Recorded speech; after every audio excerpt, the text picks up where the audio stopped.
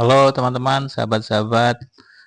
Sekali lagi, suara dari rumah kewarasan. Setting panggungnya kali ini kita pindahkan ke sebuah rumah sakit. Jadi, biar kita juga familiar dengan sakit, rumah sakit, dan kesakitan.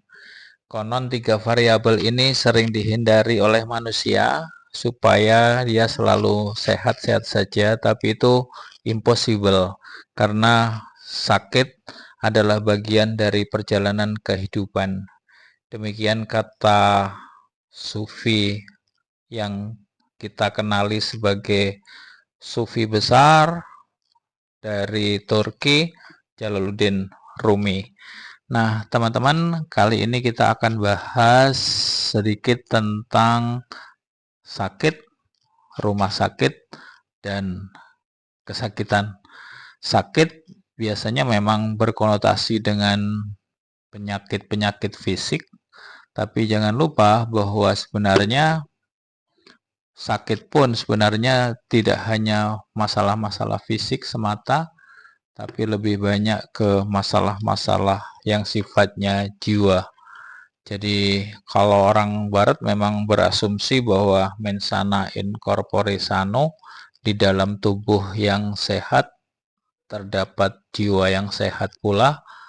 Jadi tubuh adalah sebab, jiwa adalah akibat. Tetapi saya tetap meyakini bahwa sebenarnya tidak harus selalu demikian. Barangkali kita juga mempertimbangkan premis bahwa di dalam jiwa yang sehatlah justru terhadap raga yang sehat. Raga akan mengikuti apa perintah jiwa, meskipun jiwa itu tidak gampang dilihat atau tidak mungkin dilihat, tetapi bisa dirasakan melalui proses di dalam tubuh manusia yang berbentuk hati dan pikiran. Konon menurut penelitian-penelitian di dunia kedokteran, 90% orang sakit itu justru karena pikirannya lah yang sakit. Jadi pikiran adalah sebab, raga adalah akibat. Jika orang terus menderita stres tinggi, terlalu overthinking, pasti pikiran-pikiran yang tidak sehat akan menyebabkan raga yang tidak sehat pula. Di kelas sebelah atau di ruang sebelah biasanya ada adagium yang berbunyi begini. No poison can kill the positive thinker. Saya ulangi, no poison can kill the positive thinker. Tak ada racun yang bisa membunuh seorang yang berpikir positif. Tetapi, but no medicine can recover the negative one. Tak ada obat satupun yang bisa menyembuhkan mereka yang berpikir negatif. Jadi, berpikir itu adalah cara sebenarnya, the way of thinking. Tetapi apakah isi mangkok kita atau rumah kewarasan kita positif, itulah yang akan menentukan raga kita ikut positif dan sebaliknya. Jadi premis yang sering diulang-ulang di rumah kewarasan ini adalah satu, tetap jadilah manusia. Tak perlu jadi malaikat karena domain kita memang ada di dunia manusia. Hanya manusia yang tidak perlu terjebak di insan ilahiyah, tapi juga tidak terjebak di insan hewaniyah atau insan masiniyah. Jadi manusia-manusia normal yang bisa mengelola 4F-nya dengan baik. Food, makanannya dengan baik. Makanan itu instrumen, bukan hidup untuk makan, tapi makan untuk hidup. Fuck, seksualitasnya tetap menjadi instrumen, tidak menjadi tujuan hidup. Hidup untuk seks atau seks untuk hidup? Pertanyaan yang terus harus kita libatkan dalam keseharian. Food, fuck, fight, apakah kita terus berantem mengikuti naluriah hewaniah, dan fear, takut terhadap apapun yang tidak perlu kita takutkan. Kadang-kadang ketakutannya lebih besar daripada realitasnya. Baik teman-teman, kita kembali kepada variabel yang akan kita bahas sesuai dengan locus delicti-nya, yaitu sakit, rumah sakit, dan kesakitan.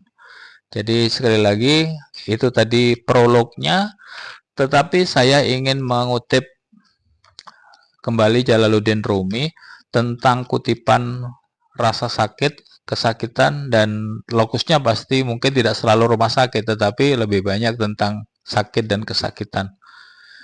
Seperti biasa mungkin mengikuti numeric magically number 3, 6 atau 9 nggak penting, ini tertanam dengan kuat di otak aja. Yang pertama, rasa sakit adalah sebagai bagian dari kehidupan. Rumi meyakini bahwa merasakan sakit adalah tanda bahwa seseorang masih hidup dan memiliki kepedulian terhadap dunia di sekitarnya. Jadi, mengalami rasa sakit itu sebenarnya sebuah kenikmatan, karena dengan mengalami rasa sakit, dia akan bisa merasakan ada yang tidak beres dengan dirinya dan bisa memahami kenapa orang juga merasakan kesakitan yang sama. Memahami kesakitan diri sendiri itu bagus, lebih bagus lagi kalau juga bisa memahami kesakitan orang lain. Itulah empati. Yang kedua, rasa sakit sebagai pelajaran.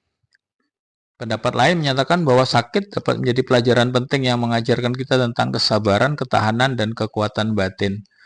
Jadi bagaimana kita tahu kesembuhan kalau kita tidak pernah kesakitan? Tahu rasanya bahagia kalau kita tak pernah menderita? Ya, dalam premis tasawuf, satu paketlah antara derita dan bahagia, antara dunia akhirat, sorga neraka, penderitaan dan kebahagiaan. Jadi sisi mata uang yang sama, mata uang dengan dua sisi. Jadi tidak melihat sebagai dualitas. Tidak segampang kita ngomong, teman-teman, tapi barangkali kita mulai berproses untuk menjadikan rasa sakit sebagai pelajaran. Yang ketiga, mencari kebaikan di balik rasa sakit. Jadi kebaikan itu maksudnya adalah mencari hikmah yang mungkin tersembunyi di balik rasa sakit. Ada dalam pembelajaran, seperti yang sering kita kutip dari pendapat orang Yunani kuno, bahwa hidup yang tidak direnungkan tidak pantas dijalani. Jadi ada proses untuk mengambil hikmah dari rasa sakit. Yang berikutnya adalah rasa sakit itu jalan menuju kebaikan. Jadi bisa jadi kita dapat menjadi lebih kuat dan semakin dekat kepada Tuhan karena kita pernah merasa sakit. Sakit ragawi bisa merupakan proses refleksi untuk merenungkan apa yang sudah, sedang, dan akan kita jalani. Berikutnya, tidak lari dari rasa sakit. Jadi, Rumi menyatakan bahwa lari dari rasa sakit akan memperburuk keadaan. Ia menyarankan untuk menghadapi rasa sakit, belajar dari pengalaman tersebut, dan tumbuh. Jadi, tak mungkin lari, itu semacam takdir atau jalan yang memang harus dilalui sebagai manusia, for human being. Dan beberapa tasawuf sufi lain menyatakan bahwa sebenarnya ini adalah instrumen qadarullah yang membuat manusia harus mengalami qadarnya sakit.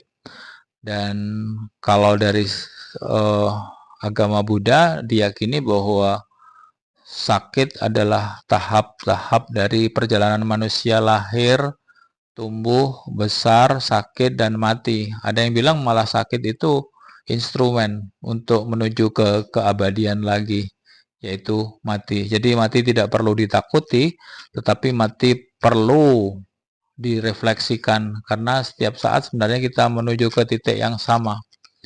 Dan jangan perlu khawatir, tidak perlu khawatir. Hidup aja dengan seluruh kebaikan. Mati kita akan menjadi mati kebaikan pula. Dan energi tak pernah mati, hanya berubah bentuk. Apapun yang kita yakini. Yang terakhir, cinta adalah obat rasa sakit.